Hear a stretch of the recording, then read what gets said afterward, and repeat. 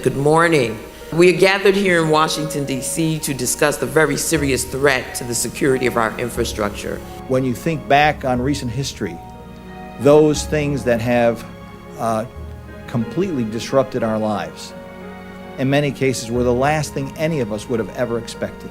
The advances in our lifetimes in technology are enormous and totally unforeseeable, but all of this enhancement has come at the cost of a vulnerability.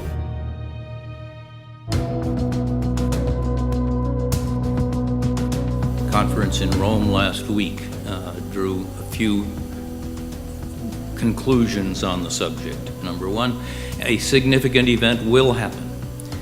Second, it is most likely to happen in the Northern Hemisphere. We are talking about big footprint events here, something that can lay down across the continent, across the planet. The industry, as we've been developing the power grid, has unknowingly been escalating this vulnerability. Now, we do wonder why this hasn't been reported before. In order to reach conclusions like this, we have to bring together scientific disciplines and sectors of society that are not used to effectively communicating.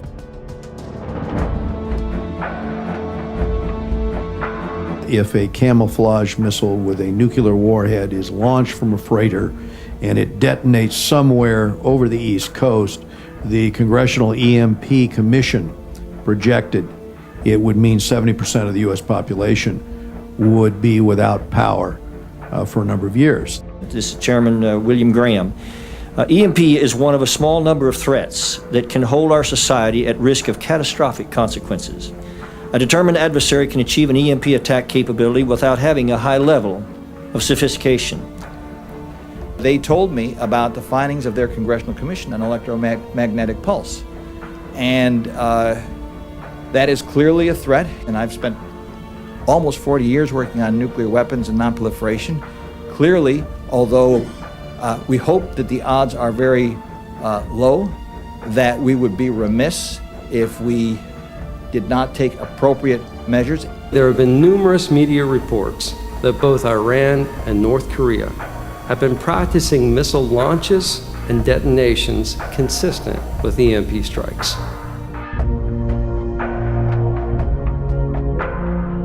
The top line represents some tests I did collaboratively with the Navy, and it demonstrates that we can generate non-nuclear EMP pulses that are orders of magnitude larger than the nuclear EMP pulses. Some of these devices are very portable. In fact, one device that we tested, we just tossed in the back of a van and drove out to Picatinny Arsenal. These threats are very inexpensive and lend themselves to multiple simultaneous attack scenarios. The IEEE reported as far back in 2003 that there were no less than 20 nations working on RF weapons. This number has undoubtedly increased from that time. There's a famous joke making the rounds in cybersecurity circles. They talk about there are two kinds of companies, those that have been hacked and those that know they have been hacked. As we move to update our power grid, we're also facing increasing cyber vulnerabilities. We at the Department of Energy have already found our labs subject to cyber attack.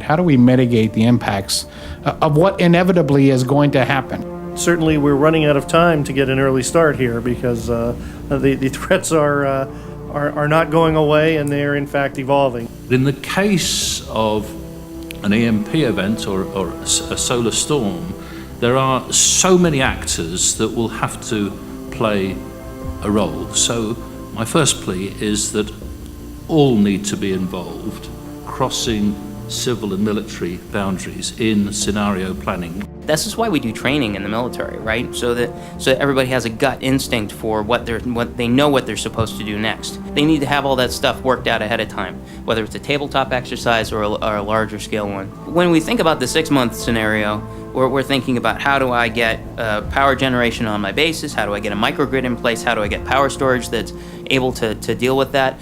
Where we're headed here is with the analytical tools, we'll be able to kind of calculate what we think the system can handle, and that will lead us to modifying equipment with the application of potentially blocking devices and the like. We want to see hardened infrastructure throughout the world. We want to see a significant level of spares. We need to see protocols and policies in place. We need to see education of the public, information getting out there, which at the moment isn't because it's all so secret and all so frightening and people don't want to think about it. I think the worst possible approach we could take is to just say, this is too big, it's too much, we can't possibly do it, it's overwhelming, it's too big. The real challenge that I think we're facing is that as a culture, as a government, as a civilization, we are very good at learning from experience. When you have a problem which you haven't experienced and the forecast, the level of that problem is so severe potentially that you really don't want to learn from experience. You must invest in resilience. Doing something that it is not proved to the public, it is not popular. Because of that, governments never do preemptive action against disaster. And one thing I've learned, and I think we've all learned, painfully at times, is that it is cheaper and more effective to deal with these problems up front by the investments you make on the front end than to have to deal with the damages and the consequences after some horrible event should occur.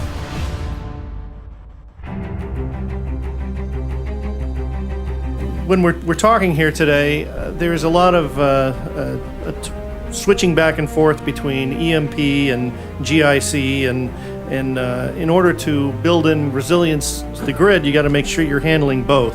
Some of the things we could do to address EMP could help us on GND, can help us on cybersecurity, can help us on resilience, can help us on efficiency.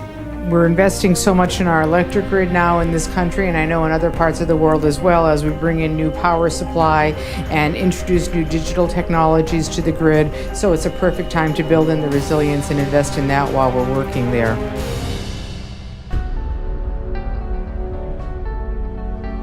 We're having a very different conversation than we were 4 years ago. It's a conversation of now, how do we address this, and we're really getting into the weeds of how to fix it. I want to acknowledge the very good work, including recently, that the Federal Energy Regulatory Commission has done, and their work as well as with NERC. I am happy to report that I think we took a major step toward that goal last week with FERC's final rule on geomagnetic disturbances. We required NERC to develop reliability standards in 2 stages. It requires operating procedures to be developed for restoration in the event of significant damage or long-term outages for equipment on the grid. This is a precedent-setting event. We may end up with the first mandatory standard in the world that I'm aware of to deal with the solar magnetic issue. There is something brand new since I saw you last, and that is the Secretary of Defense signed out the Complex Catastrophe Initiative. The Complex Catastrophe Initiative looks above all at what a long-term, region-wide loss of electric power would create in terms of threats to public health and public safety, especially in terms of the cascading failure of critical infrastructure that would occur once the electricity goes out. I'm delighted to say now that the North American Electric Reliability Corporation has put together a task force, that there is coordinated action between the utilities, between government agencies, and the research organizations in the U.S., Canada. I think this can be broadened to the worldwide community. We're beginning to bring resilience to the national grids around the world, and we're making disaster less likely. It is painfully slow. It's like drawing teeth, but we are getting somewhere, even if too slowly.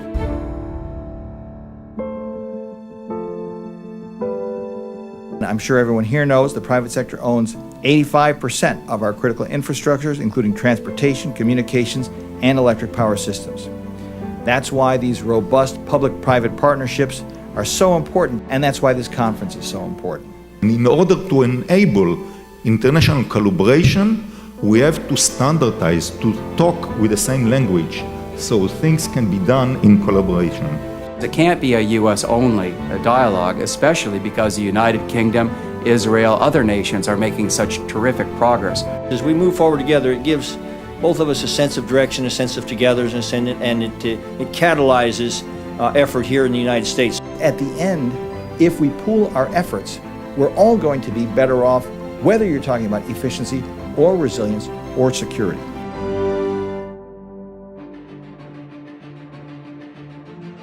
We've heard from regulators, departments and agencies. We've heard from commissioners, insurance companies, utilities. We've heard from researchers. We've heard from scientists. We've heard from engineers. We've heard from the perspective of the United States, from the United Kingdom, from Israel, all looking at a single problem.